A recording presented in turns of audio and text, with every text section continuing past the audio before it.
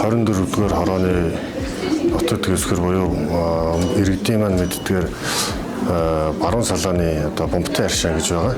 Тэгээ бомбтой аршаа маань одоо дээр үеэсээ эхлээд их маш их ундрахтай. Өвөлдөө бол маш их халиа тушаа урсдаг. Зундаа бол одоо тогтмол ундрахтай юм одоо аршаа байдаг. За энэ хавийн бүс нутаг бол 2017 оноос хойш Цогнойрхон дүүргийн иргэдийн төлөөлөгчдийн хурлаас дүүргийн тусгай хэрэгцээт одоо хамгаалттай газар болгож бид нэр иргэдийн хурлын тогтоол гаргаж хамгаалсан байгаа. За энэ хүрээндээ бас усны газар болон бусад холбогдох газруудад хандаж ер нь бомбтой аршааныг олон улсын байгууллагын санхүүжилттэй болон дотоодын байгууллагуудын санхүүжилтээр сэргээж энэ одоо хөв цөөрмийг байгуулах талаар саналууд маш их солилцож байсан. Энэ хүрээнд усны газрын маань бас санаачлаг гаргаж Монгол Голомт банкны удирдлагууд маань энэ дотрын хувийн буцаа олголттой холбоотойгоор санхүүжүүлж энэ хүү одоо гадрын усны одоо нөөцийг нэмэгдүүлэх ийм сайхан төслийг өнөөдөр хэрэгжүүлэхээр одоо үзэглэж байна.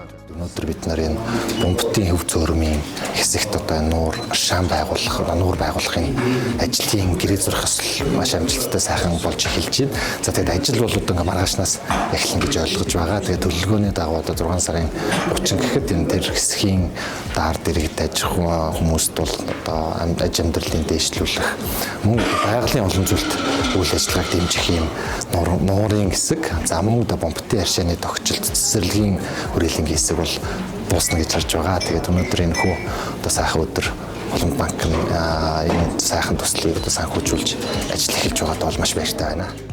Тэр юуны өмнө энэ маш том түүхэн үйл ажиллагаа болж байна.